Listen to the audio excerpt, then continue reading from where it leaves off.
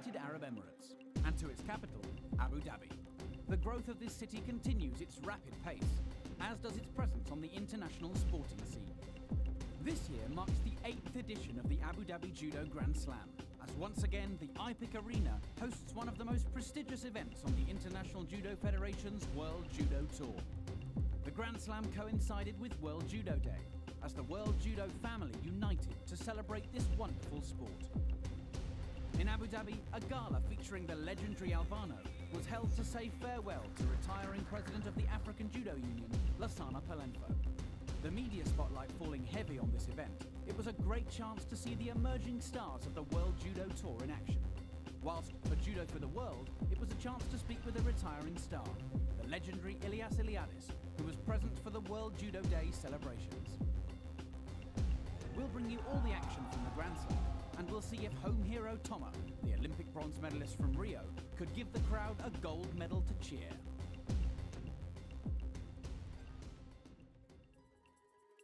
We start at under 48 kilograms, where Rio bronze medalist Galbadrak is edging ever closer to the top of the rankings. The Kazakh world number 3 had made it through to her 8th World Judo Tour final in under 2 years, hot on the heels of world number 1 Monkbat of Mongolia, who would be relegated to fighting for bronze in Abu Dhabi against Corchet of France. Your commentator is former world champion Neil Adams. Well, this crowd really enjoying this. Monkbat, well, she's a Yuko ahead so far, looking for the Seanagi, I think, off that grip. There's the Seanagi, and she scores again. Monkbat now up. She's onto the arm. Now can she get it? This then for 3rd place. Yes, she gets the arm lock, and she gets the submission. Brilliant stuff there from Monkbat. And that means she'll remain number 1 in the world, for now anyway. There was the Yuko, but look at that, she keeps control all the time. Climbs up onto the arm, never lets go, and she's straight the way into the Jujigatami position.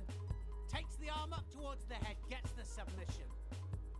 Brilliant transition from Monkbat, as always, and she has a bronze medal. Galbadrak's opponent in the final would be Serbia's Milica Nikolic.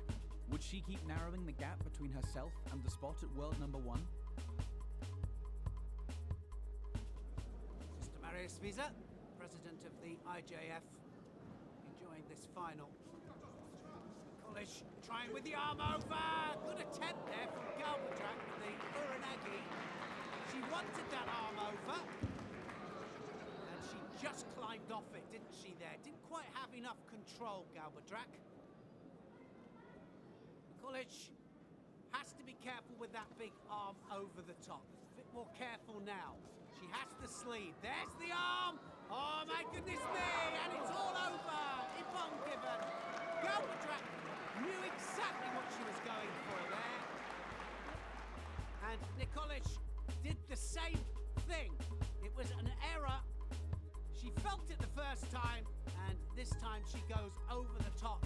Uranagi from Galbadrak scores Ippon to win her the gold medal, and she really is chasing hard with Monkbat now in her sights, and she's going to be there a lot over the next 4 years, that's for sure. That was her 6th World Judo Tour gold medal, and she is going to be one for the future.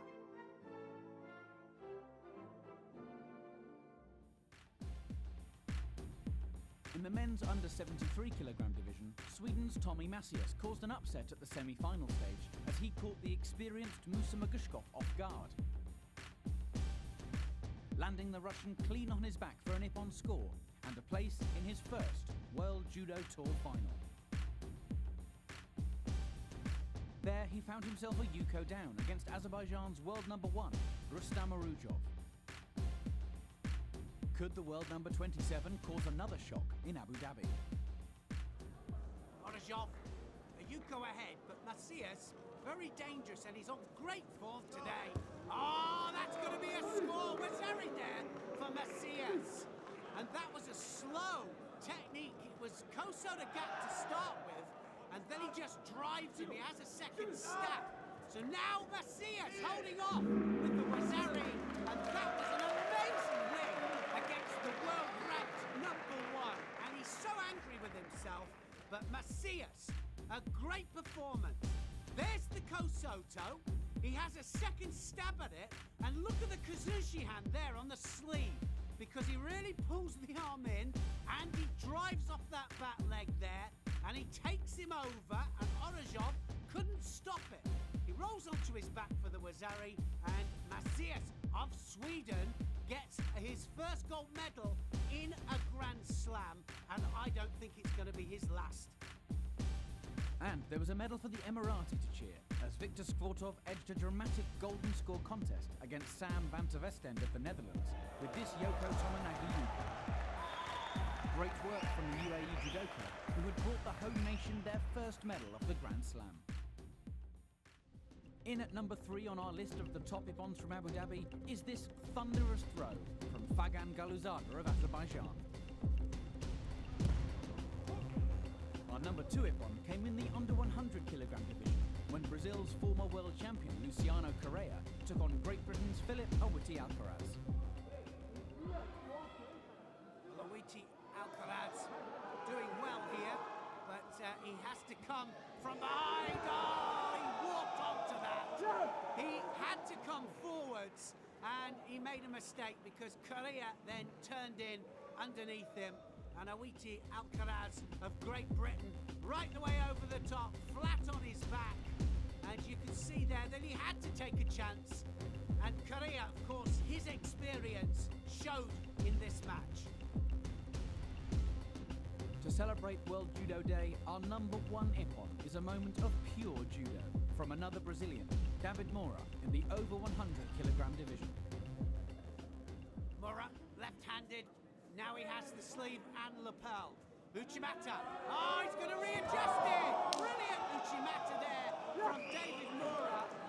And he had to readjust the support leg.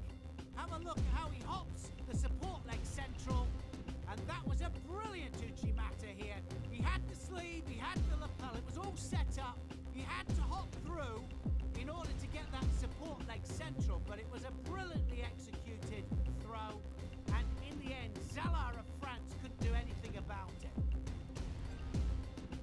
Just celebrated World Judo Day, and that is what it's all about. Pure judo.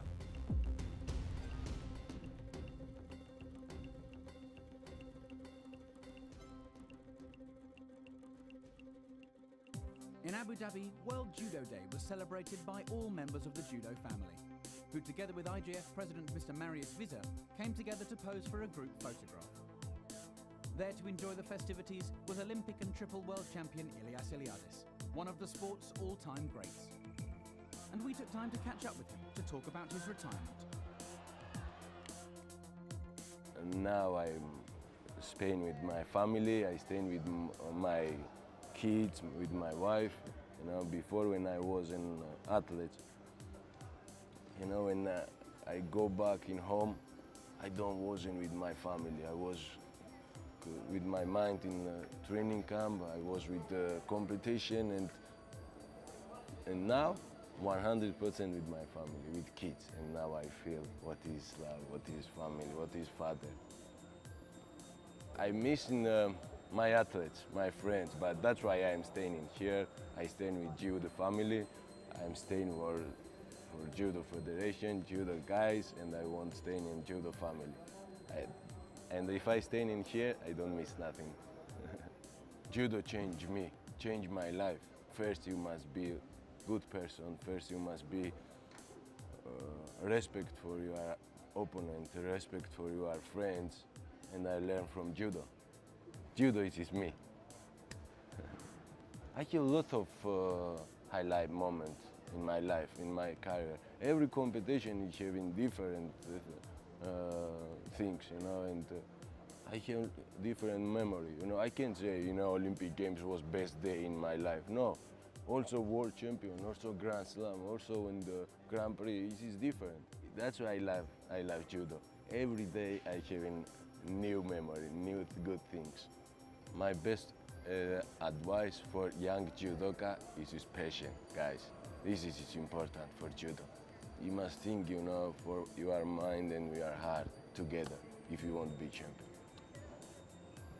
For every judoka, I wish you the best for this day, for this happy day. You know, if you lost judo, you can be champion. You must take it with you. Your soul, your body, and judo. This is three things. Soul, your body, and judo together. This is judo. I want to say everyone happy World Judo Day. And looking to fill Iliadis' boots in the under 90 kilogram division in Abu Dhabi was veteran Frenchman Axel Clerget. A lethal combination of throwing and groundwork skills saw him through to the final. Against Serbia's Nemanja Majdov, he followed through after a scoreless takedown to clamp on a vice-like hold from which there was no chance of escape. His opponent eventually forced to concede defeat by tapping out. He then did the same thing in his semi-final match against Germany's Hans Conrad. This time, he scored a yuko with Ouchigari, but once again, it was his ruthless transition on the ground which gave him a place in the final, as he continued to immobilize Conrad in another tight pin. Clerget's opponent would be looking to get his first World Judo Tour gold. Another Serbian, Alexander Kukolj, defeated Max Stewart of Great Britain in his semi-final contest with a dynamic Uchimata yuko, and eventually a pin which scored him ippon. The final would be a battle between youth and experience. Which would prevail? Well, Clerget, ready for this. So are these. Looking forward to a great match. Kukolj, very extreme left-handed. Oh, he gets taken down onto his side. That was almost the yuko. Yuko given, in fact. He landed on his elbow for me. Are they going to take it away? I don't think they're going to score it. Good stuff from Clerget. It has been taken off, and Kukolj now pushing forwards. He's a Shido down. He has to get a score. Either that or to get that Shido back, but he'll be looking for the score! Kosoto on Clerget, and directly into the hold down here. And this is exactly what Clerget's been doing, and he's had it turned on him. Kukolj now in the hold down. Munigatame, Clerget has a little bit of a struggle, but he's not going anywhere from that. Kukolj holds him. He only needed to hold him for 15 seconds. He already had a Wazari on the board, and that is the gold medal for Kukolj. A terrific performance from him. Great transition. He counters Clerget with the Kosoto gap, Taneo Toshi, and he takes him down onto his back there. He rolls onto his back, gets the Wazari. Then he's straight into the hold down there, has a little look at the clock just to see what score he's got. He has the Wazari, so then he just needs to hold for 15 seconds. It was great transition. He's very, very rangy, Kukolj, and he used it to great effect there on Clerget. It's his first World Tour gold, and I don't think it's going to be his last.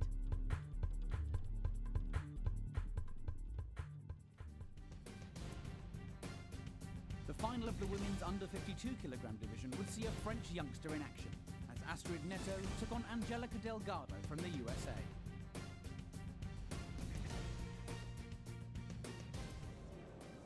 Well, Neto is just ahead in this match. Delgado has to come forwards. It's coming up to the last minute. Oh, she ran onto that. She stepped forward with that right leg, and I had a feeling that it was going to hinge on the front leg. She put the right leg forwards just a little bit too long, and look at that. Neto was round the leg, and Soto Makakome takes her cleanly on her back for ippon. She just drove, didn't she? And she took her onto her back for the gold medal. A new crop of French fighters are here, and I'm sure that we're going to see a lot of them over the next 4 years with Olympic qualification for Tokyo. Neto scores a magnificent ippon, and she gets the gold medal here in the under 52 kilograms.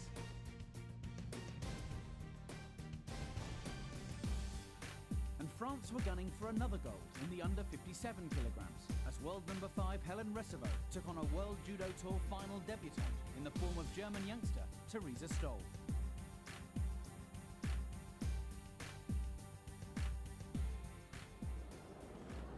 Recevo has the lapel. Stoll looking for the ash, she was, huh? Oh, Shigari there, Recevo, and she's round the neck. Going for the strangle and looking for the Akurieri. And now she's got the arm round the neck. It's not quite getting the leverage she wants. Stoll just holding off. How can she get the leverage here? You can see that it's on. And now looking for the Sodikuruma. Jimmy gets the submission. And that was brilliant change of direction in Newaza from Recevo. That was superb. The transition was great. The Ouchi started it off. Look at that. She's already round the neck. Then she climbs round looking for the Koshi Jimmy. She goes onto the other leg as well for a Kurieri. And then when Stoll rolls over, she has to get that little bit more leverage. So she goes onto her own sleeve and, well, she gets the Sodi Guruma Jimmy. It's a variation of, but it was good in the end. She gets the leverage, and that was a brilliant example there of changing direction in Newaza and using your own body in order to get the leverage to score it on. We asked Neil to take us through Recevo's strangle in our dojo. The difference between a strangle and a choke is that a choke is actually applying pressure against the windpipe here, and a strangle cuts off the blood supply at the side of the neck here. Now what happened with Recevo, her opponent actually attacked her here, so the hand was already in. And then when she turned, she got into this position here. The hand wasn't actually deep enough, so she was trying to change her hips in order to apply pressure. In the end, to get that little bit more pressure, and don't forget that her opponent here had her hands in at the same time, doesn't make a big difference because you can pull in and use them against them, and to apply that little bit more pressure, she came onto her own sleeve. So did Jimmy it was, a little bit of readjustment, leant back and applied the pressure, and in the end, her opponent had to submit. Under 63 kilogram gold was taken by Jules Fransen of the Netherlands, who defeated Austria's Katrin Unterverzacker in the final with a pin for Ippon. It was her 6th World Judo Tour medal and her first gold. In the under 70 kilograms, there was another Frenchwoman topping the podium, as 19-year-old Marie-Eve Gailly signalled her intent for the future by claiming a first Grand Slam gold to go with her 2 Grand Prix titles this year after defeating Brazil's Portela in the final. At under 78 kilograms, the ball was back with the Netherlands, as world number 3 Guusje Steenhuis took gold. In a moment which could have gone either way, Steenhuis rode an attack from Germany's Wagner in the final, digging in just enough to turn the tables and score a match-winning Yuko. It moved her up to world number 2. And at plus 78 kilograms, it was Brazil celebrating gold, after Maria Alperman came up trumps in the final against Germany's Caroline Weiss. Brazil's Taka Bataki and Spain's Garrigos would contest under 60 kilogram gold. Both were on great form. This magnificent Uchimata from Garrigos, matched by a dramatic dropping shoulder throw from Taka Bataki. But in the final, the pair cancelled each other out, with Garrigos winning on penalty points. Up one weight at under 66 kilograms, Russia's Yakub Shmailov defeated Azmat Makhanov of Kazakhstan in the final. An unorthodox Kataguruma-style attack scored the Russian a Wazari, which would ultimately be enough to give him his first Grand Slam gold. There was a battle of the former world champions at under 100 kilograms, Elkan Mammadov of Azerbaijan squaring off against Brazil's Luciano Correa in the final. It was Mammadov who emerged victorious, thanks to penalty points. Finally, the over 100 kilograms division saw Romanian giant Daniel Netea continue his impressive form by taking gold. He has been reinvigorated over the last 6 months and threw big all the way to the final in Abu Dhabi. Russia's Bostonov his victim at the semi-final stage. His opponent in the final was Alexander Vakaviak, who was on the back foot for the entire contest. Netea followed an early Rosari with a Yuko counter-attack later in the fight to complete a comfortable win. His third on the World Judo Tour this year. He is now ranked at number 3 in the world, and if Netea continues this pace of improvement, he could well be a worthy challenger to the crown of the as yet invincible Teddy Riner.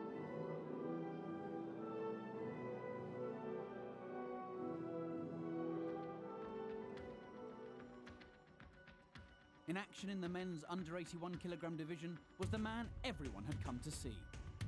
The UAE's very own Olympic bronze medalist, Sergiu Toma. Toma would be back in action on home soil for the first time since winning the nation's only Olympic medal in Rio de Janeiro this summer. And the Emirati judo faithful were eager to celebrate his homecoming with a Grand Slam gold. Standing in his path at the semi-final stage was Dutch youngster Frank de Wit, who did his best to take the fight to the home hero. But in this pressure point moment, it was Toma who prevailed, landing de Wit on his back for the Ippon win. Toma was into the final. The veteran campaigner would be guaranteed a 15th World Judo Tour medal. The man tasked with ensuring it wouldn't be gold was Victor Penalba, the stylish Brazilian. Penalba looked back on form in Abu Dhabi, countering against Poland's Kubienic, before using his Ouchigari foot sweep to progress to the final. First against Kazakh Kamza, and then against former world silver medalist Mavaljevic of Montenegro. Reaping out his opponent's front leg from the inside, he drove forward to take him down. A skillful technique, executed well by Penalba in Abu Dhabi. But would the world bronze medalist be able to handle the Olympic bronze medalist on home soil? The full support of the crowd was with Toma. Who would come out on top? Well, the crowd absolutely behind him here. Toma now just got to hold off 2 Shidos each against Penalba of Brazil. Penalba looking for the Ouchi. He's got great technique, Penalba. Oh, now then. Was that a counter? Yes, it was. Toma countered him. Penalba just overreached. And, well, he drove him over. It was almost Tewaza. It was Tewaza, in fact. And he just took him over for the Wazari. So now he's ahead. The crowd are absolutely going mad here. 1 second left, and he's done it. Toma wins the gold medal, and the United Arab Emirates celebrate. The crowd have been fantastic. And, well, Toma will be so happy with that gold medal because he had a difficult day. It wasn't easy all day. He had to graft for it, but in the end, he came out the winner. He was the only medalist coming from Rio de Janeiro at the Olympic Games for the United Arab Emirates, so they're very proud of him. Big celebrations, big congratulations, and His Excellency Mohammed bin Salman Al Dalai giving him massive hugs. They are so happy to have him here. And, well, the United Arab Emirates, another medal for them. And this is what won him the match. It was Penalba that committed, but it was certainly Toma that directed him onto his back to get the score. It was very close, but that's what this level of competition is all about. It was enough for Toma, and he is the gold medalist for the United Arab Emirates.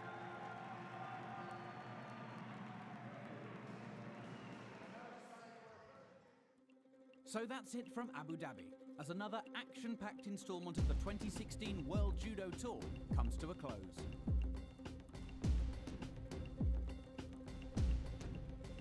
Next stop, China, for the Qingdao Grand Prix.